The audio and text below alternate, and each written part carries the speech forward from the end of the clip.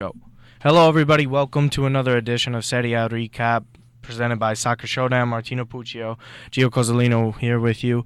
Okay, so Serie A this past week, our two teams faltered as well as Inter. Obviously, Milan fan, Napoli fan. We'll start with Napoli first because that was I think, probably the more important game considering they were only technically 2 points behind Roma, but one for now. But Roma plays today at 2:45. So what was your impressions of the game against Sassuolo? They drew 2-2. Yeah, I wrote an article too for this, and my takeaway, my three key points. Only one of them was positive in that Milik actually came on and finally scored a goal, his first in 207 days.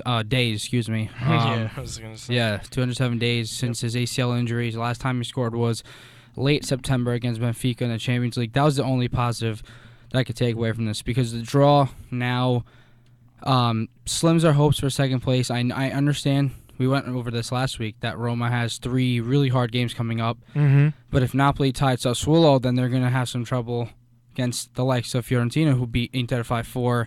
Torino's high-powered offense with Belotti. So it's scary. And what I was going to say was the main takeaway is that Napoli drew against itself, because the 2 goals that Sassuolo scored were literally off own defensive mistakes. And again, I know people are going to be like, well, obviously they're mistakes, but no, Napoli literally had self-made errors, unforced errors that they produced that cost them the game. The first goal, I don't know if you saw the highlights, but the first goal, Hamsik did a back pass, a header back pass from outside the box, and the ball had no pace. It ended up falling right to Berardi's feet, who just had to tap it in.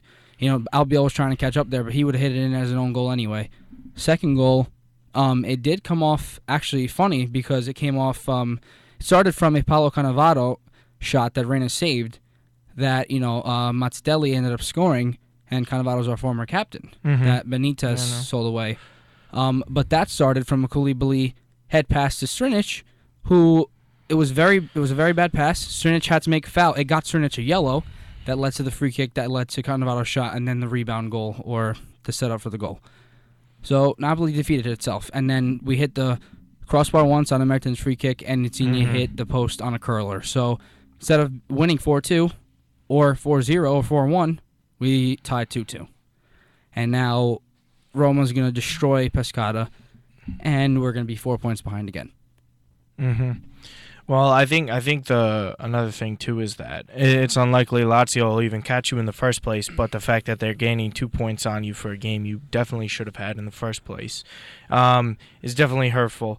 Okay, but before we move to Milan, I just want to go to Inter, because today the Suning came out and backed up Pioli, saying that they're backing their staff and all of them. Despite them losing, what happened against Fiorentina was just insane. Considering they spent more money on the defense, more than anything, these past 2 transfer windows, and they're yet to figure it out. They have a good keeper. It's really mind-boggling, and to think of a team like that spend that much money, they really remind you of United a little bit on what's going on over there. I mean, at least United's been playing a little bit better as of late, but Inter continues to be the biggest disappointment in the league. I mean, they have 11 losses. Most goals conceded out of top 7 teams that are there right now, and that was after they just let up 5 to Fiorentina this past weekend. And Fiorentina was not playing well, despite they're only 1 point behind Inter now, but despite them being in 8th place, but not the team of last year, especially with all the money spent and considering all the players that have come and gone from Fiorentina these past few years anyways, I haven't really done the best job of replacing some of those players. I think it's really shocking that Suning came out and still said they're backing him. I don't understand it. I don't know what your opinion is of it. I think it's a lost cause at this point, and I don't think they should say anything but we're going to assess everything at the end of the season, and then we'll go Yeah. from there. I don't think they should say we'll have their backing because more likely than not, I think he's going to get fired, and then that's just Yeah, going to make this them is look just a worse. statement to close out the season, and if he even gets there, depending on, especially after this Napoli game upcoming, if Inter do lose again, it's going to look very bad. They're going to. Very, very bad. I don't see how they Um, don't. And honestly, how do you have a game where Icardi scores a hat trick and you still lose the game? I read a stat, and I don't know. I hope it's true. He scored them technically in Yeah, garbage right. He did time. score There two were consolation goals. Yeah. but go ahead. Yes. No, I was just gonna say someone tweeted that the thing was he's the first player in Serie A history to score a hat trick and still lose the game. So it's honestly Really? that's what I heard. I mean that's what I read on for Squawka. So, for Inter. oh, could be, Possibly. but whatever it is, it's still a shame because I don't understand. Miranda came in; he's a good defender too, and Benanga. and they're not doing anything, and it's just crazy to me. Because see Miranda these was results. great at Atletico. I'm pretty sure that's Yeah. where he was before. Yeah, this. yeah, the Brazilian center back. He's Just- actually really good. Yeah, despite that he might not have Simeone as his coach anymore, playing next to Godin, but still, it's Yeah, I and the think, whole Pioli yeah. thing too. Like, I understand when he came in, he had that like really good streak third of manager since July. of like 6 games in a row or whatever that they won or got a good result in.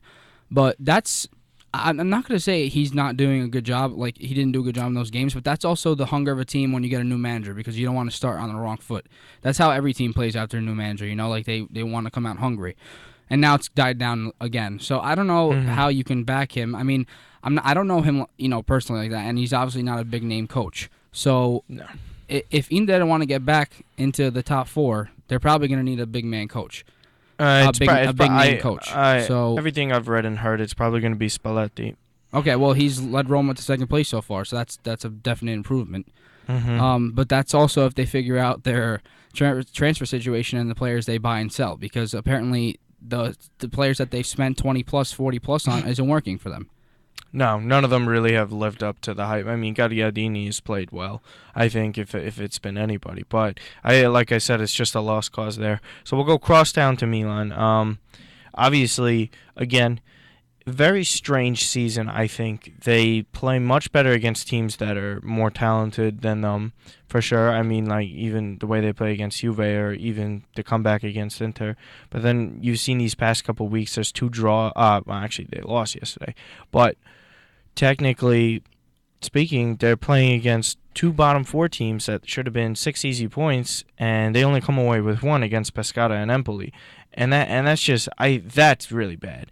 And despite injuries or whatever you want to make excuses for, I think it's just pathetic at this point.